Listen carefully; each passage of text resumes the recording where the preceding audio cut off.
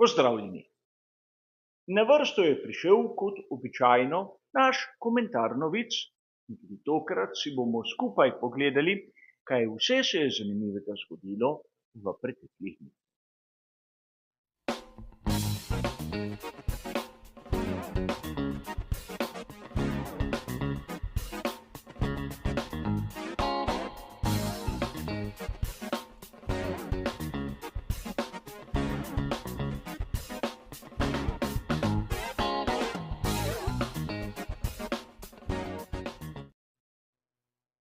Tudi danes se bomo kot običajno ustavili pri 4 različnih sklopih novic in tudi tokrat boste dobili bližnjice do vseh navedenih člankov v samem opisu.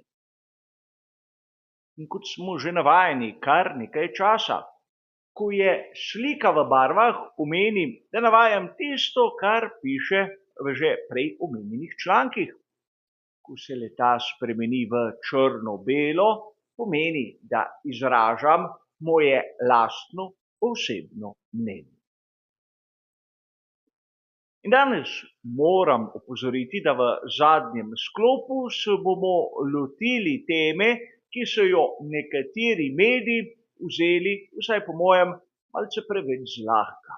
A začnimo kot običajno z našim prvim sklopom.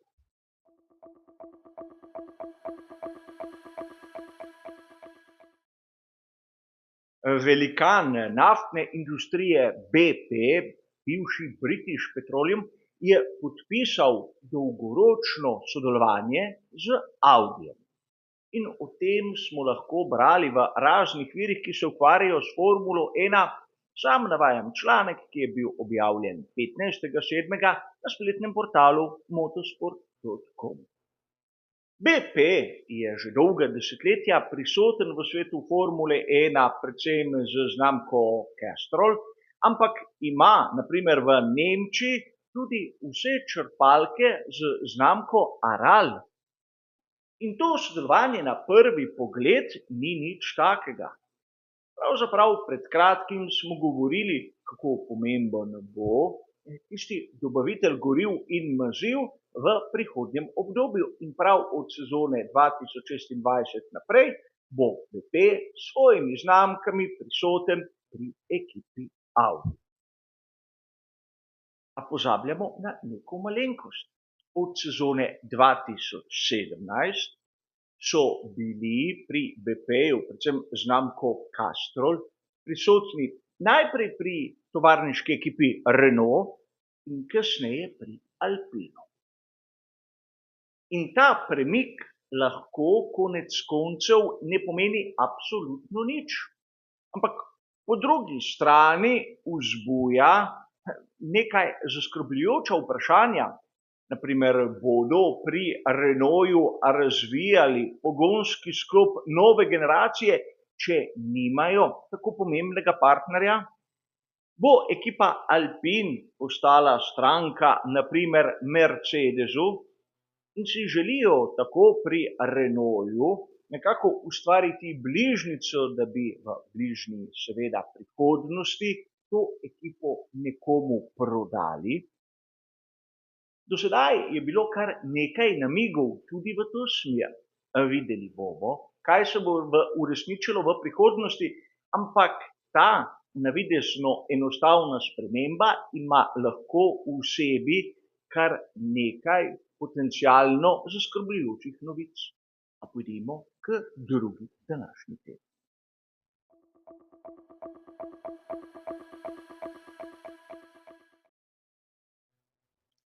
Pri ekipi Haas so objavili, da so podaljšali svojo pogodbo s Ferrarijem glede dobave pogonskih sklopov in verjetno še kakšne druge malenkosti. O tem smo lahko brali naprimer na uradni spletni strani Formule 1 16.7.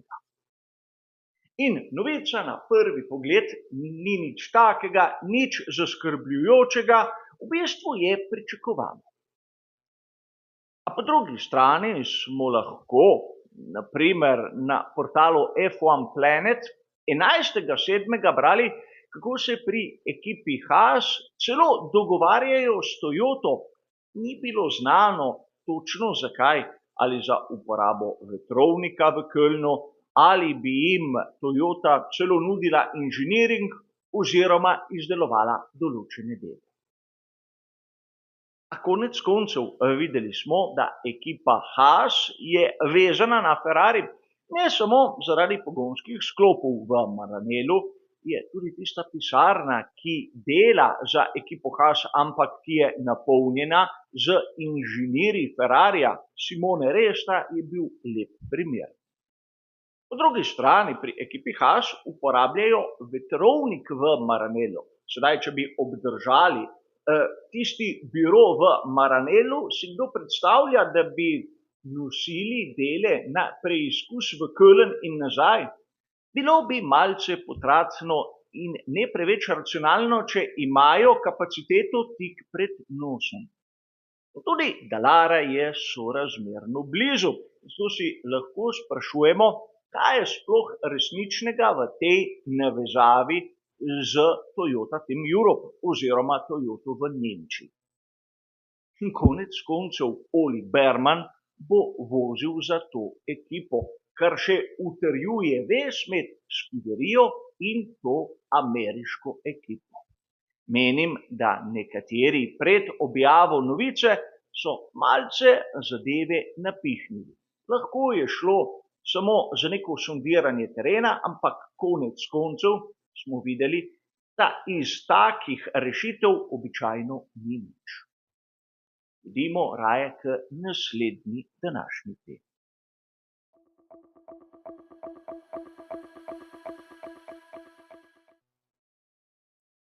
Če prebirate italijansko verzijo spletnega portala motosport.com, ste morda 12.7. naleteli na zanimiv članek. Namreč po mnenju avtorja Adrian Newey gre proč od Maranella. Zanimivo, da še pred nekaj tedni je bil posel med znanim britanskim inženirjem in seveda Scuderijo Ferrari dobesedno sklenjen, vsaj po besedah tistih nikoli imenovanih, ampak zmeraj dobro obveščenih virov. In tu seveda lahko začnemo razmišljati, kaj naj bi se v ozadju dogajalo. Slišali smo razne izjave. Od tega, da bo Adrian Newey v bližnji prihodnosti delal ali s Fernandom Alonsom ali z Lewisom Hamiltonom. In izjemno zanimivo teorijo je podal Adrian Benson, ki na vprašanju in odgovoru za britanski BBC navaja, kako Benedetto Vigna, tisti glavni odgovorni za celoten Ferrari, je finančno zahtevo Adriana Neweya nekako videl kot previsoko, kot nesprejemljivo. Govorimo o Ferrariju, o ekipi, ki verjetno z pokrovitelji zasluži največ in ki je privabila v svoje vrste Lewisa Hamiltona tudi z finančno ponudbo. V preteklosti smo lahko v mnogih virih zasledili, kako Adrian Newey tako ali drugače noče zapuščati Velike Britanije.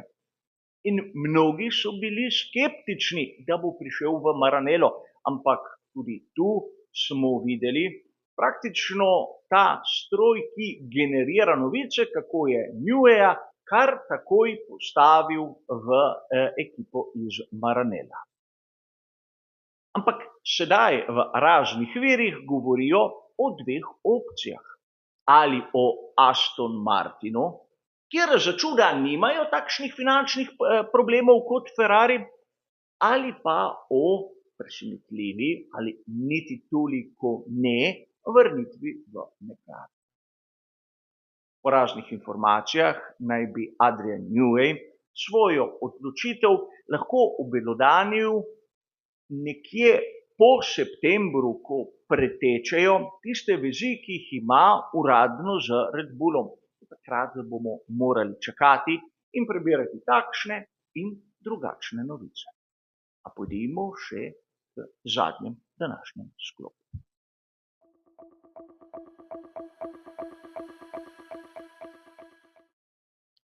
Za konec pa, kot običajno, tista tematika, ki morda na prvi pogled nima neke neposredne zveze s Formulo 1, ampak bi znala biti tudi mogoče komu zanimiva.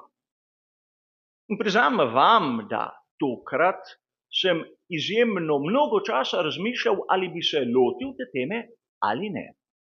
Verjetno ste opazili, da mnogi viri v preteklih dneh so objavili novico, ki pa na kanalu Badger's Way ni bila niti z besedo omenjena. Namreč, naprimer, na spletni strani RTV Slovenija so 15.7. objavili, kdo je zasebni partner Ralfa Schumacherja, kot da je to najpomembnejša novica v celotnem svetovnem spektru. In tudi drugi portali so seveda sledili temu trendu, ne samo tisti, ki se ukvarjajo s Formulo 1, tudi oni, ki se ne ukvarjajo absolutno z ničemer.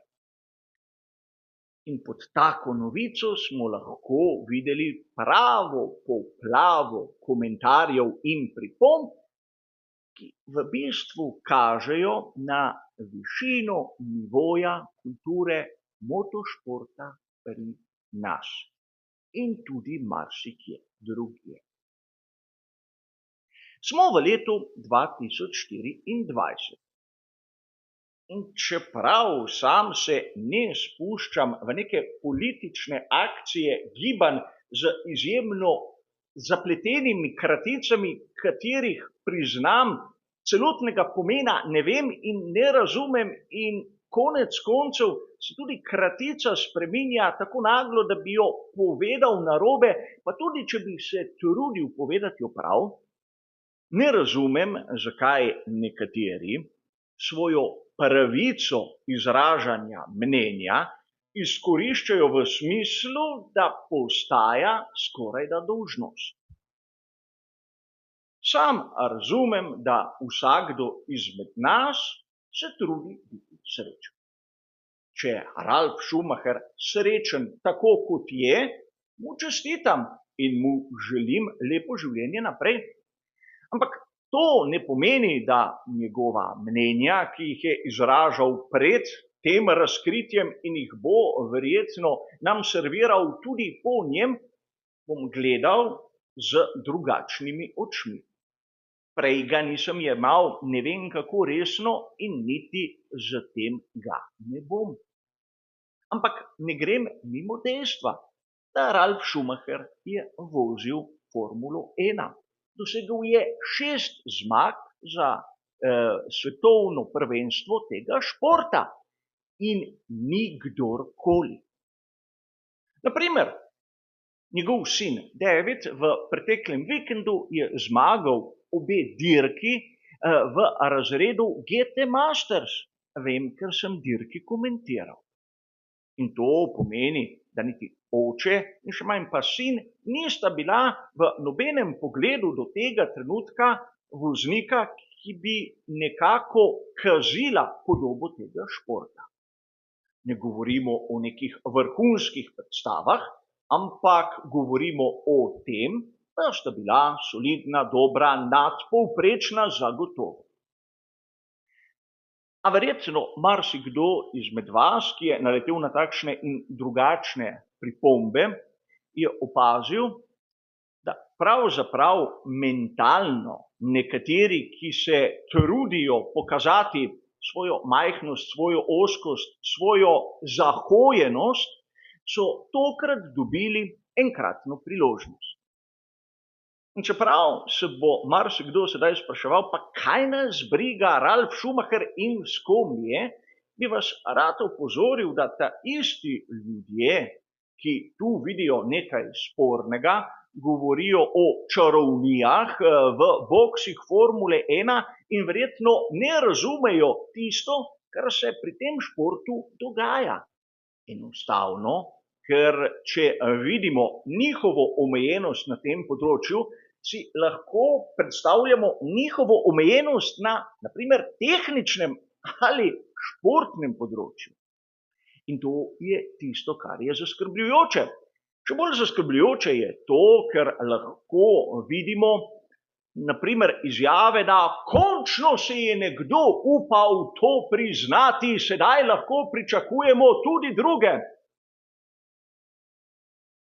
Mike Bettler je v Formuli 1 nekje bil od leta 71 do 73 in mnogi ga imajo za prvega odkrito istospolnega usmerjenega voznika v celotni zgodovini Formule 1. Čeprav sem odkril zanimiv članek na Race Prideu, ki bi moral biti v tisto stran nekako usmerjen, da je Vrli Mike na dirkah imel spremljevalko v bistvu za kamuflažo. A pustimo sedaj to. Namreč mnogi, imenujemo jih poznavalci Formule 1, niso nikoli omenili dejstva, da Lella Lombardi je bila prisotna na dirkah Formule 1 lepo svojo punco. Tega ni nikoli nikogar motilo v daljnih 70. Torej, vidimo zakaj v določenih krožkih, kjer imamo posameznike, ki izjemno radi tipkajo pripombe, posebej lahko tudi v Sloveniji, ampak tudi drugod ni izjema, neko pojavo, ki drugače kot mentalna zahojenost ali omejenost, jo ne moremo imenovati. V Formuli 1 se voznike deli na dve kategoriji. Na tiste, ki so hitri, in na one, ki bi si to želeli biti. Upam, da Ralf Schumacher s svojimi 6 zmagami je lepo pokazal, v katero kategorijo spada in ne glede na vse ostalo. Verjamem, marsikomu moje razmišljanje ne bo všeč, ampak leta 2024 se moramo zavedati, da pravzaprav imeti neke srednjeveške pozicije je res zahojena situacija. A moje videnje, moje mnenje. Tokrat smo prišli do konca našega običajnega komentarja novic. Hvala za vašo pozornost in nasvidenje.